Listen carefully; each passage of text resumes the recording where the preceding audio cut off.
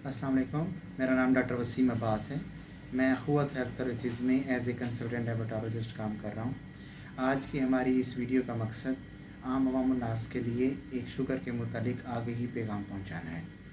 तो हम इसमें तीन चीज़ें डिस्कस करेंगे। सबसे पहले देखेंगे कि शुगर कैसे होती है, दूसरे मरले पे इसका इलाज कैसे मुमकिन है, और तीसरे मरले पे हम इसकी पेचीदगियों से कैसे बच सकते हैं। सबसे पहले यह है कि एक ख़ास क्वेश्चनर है, एक ख़ास सवालनामा है जिससे आप 1 मिनट के अंदर ये असेस कर सकते हैं कि आपको डायबिटीज़ होने वाली है या फिर आप डायबिटिक हैं। तो सबसे पहले जो सवालनामा है उसके अंदर 3 चीज़ें आपने ज़हन में रखनी है। नंबर 1, आपने देखना है कि अगर आपकी एज 40 ईयर से ज़्यादा है तो 1 नंबर, 50 ईयर से ज़्यादा है तो 3 नंबर।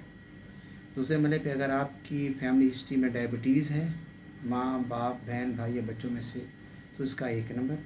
अगर किसी की हिस्ट्री में डायबिटीज़ नहीं है तो 0 नंबर। उसके बाद मर्दों में वेस्ट की पैमाइश 35.5 से ज़्यादा है तो 2 नंबर, अगर 35.5 से कम है तो 0। और औरतों में 31.5 से ज़्यादा है तो 2 नंबर, और 31.5 से कम है तो 0। अगर आपका टोटल स्कोर 4 या 4 से ज़्यादा आता है तो या तो आप प्री डायबिटिक हैं या फिर आप डायबिटिक हैं। जाके टेस्ट करा लें HbA1c, तो आपको अंदाज़ा हो जाएगा कि आप इस वक्त किस फेज़ में हैं। ये तो एक सिंपल सवालनामा हो गया जिसकी बेस पे आप ये असेस कर सकते हैं कि आपके अंदर डायबिटीज़ होने वाली है या आप डायबिटिक हैं। और इसका जो कन्फर्मेटरी टेस्ट है वो HbA1c है, जो कि पूरी दुनिया में इस वक्त रिकमेंडेड माना जाता है। उसके बाद ये होती कैसे है। इंसानी जिस्म में जो लिबलिबा है, अगर ये इंसुलिन बनाना कम कर दे, इंसुलिन प्रोडक्शन कम हो जाए, एक तो इसकी ये काज है। सेकंड, अगर इंसुलिन जो बन रही है इंसानी जिस्म के अंदर आगे उसे मुज़ाहमत पेश आती है, जिसे हम इंसुलिन रेजिस्टेंस कहते हैं, तो ये भी एक वजह हो सकती है। इंसुलिन का कम बनना और आगे मुज़ाहमत या इंसुलिन रेजिस्टेंस, ये इसकी बेसिक 2 वजूहात के अंदर शामिल है।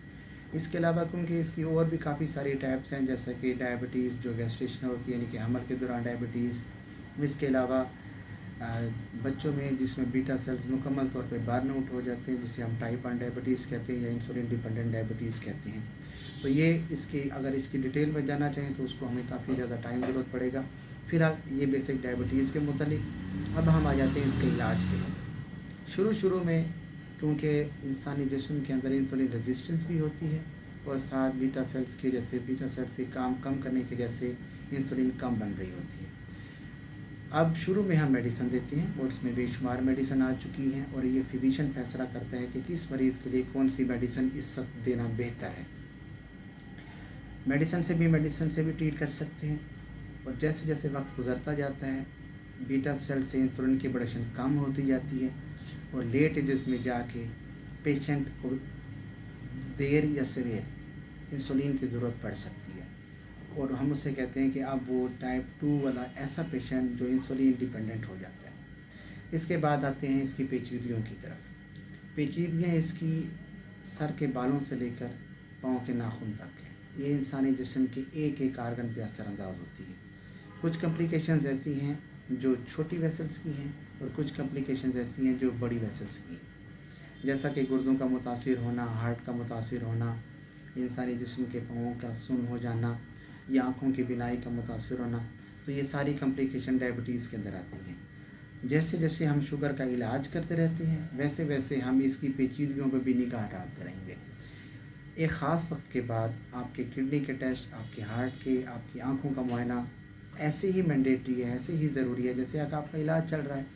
तो हमने कम्प्लिकेशंस पे निगाह रखनी होती है, साथ साथ इलाज चलता रहता है, ताकि हम देख सकें कि कोई आपका आर्गन्स जो कि आपकी ज़िंदगी है, जो कि आपकी हयात है, वो मुतासिर तो नहीं हो रहा, जिसे हम एंड आर्गन डैमेज कहते हैं। तो डायबिटीज़ के अंदर इलाज के साथ साथ इसके आर्गन्स जो टारगेटेड आर्गन्स होते हैं उसकी मॉनिटरिंग भी साथ साथ ज़रूरी है।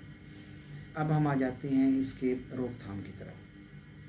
क्योंकि डायबिटीज़ के अंदर काफ़ी सारे फैक्टर्स मौजूद हैं, कुछ ऐसे फैक्टर्स हैं जो कि हम चेंज नहीं कर सकते, जैसे कि फैमिली हिस्ट्री, इंक्रीजिंग एज, ये ऐसी चीज़ें हैं जो कि नॉन मॉडिफाइबल हैं, जिसे हम बदल नहीं सकते।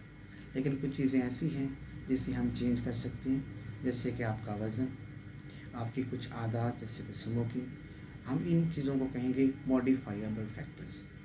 तो जो मॉडिफाइएबल रिस्क फैक्टर्स हैं, हम इन्हें चेंज कर सकते हैं, जिसकी वजह से हम डिज़ीज़ को या तो प्रिवेंट कर सकते हैं या फिर इसको डिले कर सकते हैं। तो आज के मैसेज का मकसद सिर्फ ये है कि हम एक ऐसा लाइफस्टाइल गुजारें जिसमें हम मॉडिफाइएबल रिस्क फैक्टर्स को टारगेट करें, क्योंकि मॉडिफाइड रिस्क फैक्टर्स हमारे बस में हैं। जो नॉन मॉडिफाइड रिस्क फैक्टर्स हैं वो हमारे बस में नहीं हैं। और अगर आपको डायबिटीज़ हो भी जाती है तो आपने इससे परेशान नहीं होना, अपने मुआलिज से रब्ते में रहें। डायबिटीज़ अगर आपके कंट्रोल में है तो आप बिल्कुल एक आम इंसान की तरह ज़िंदगी गुजार सकते हैं। और अगर आपकी डायबिटीज़ आपके कंट्रोल में नहीं है तो फिर आपको पेचीदगियों का सामना जल्दी करना पड़ेगा, जल्दी पेचीदगियाँ आ जाएंगी और वक्त गुजर जाएगा, फिर आपके लिए मसाइल को डील करना मुश्किल होगा। तो मैं आपसे दुआ गो हूँ कि अल्लाह आपको शिफाए कामिला अता करे और आने वाले वक्त में इस तरह के माजी मसाइल से दो चार ना करें।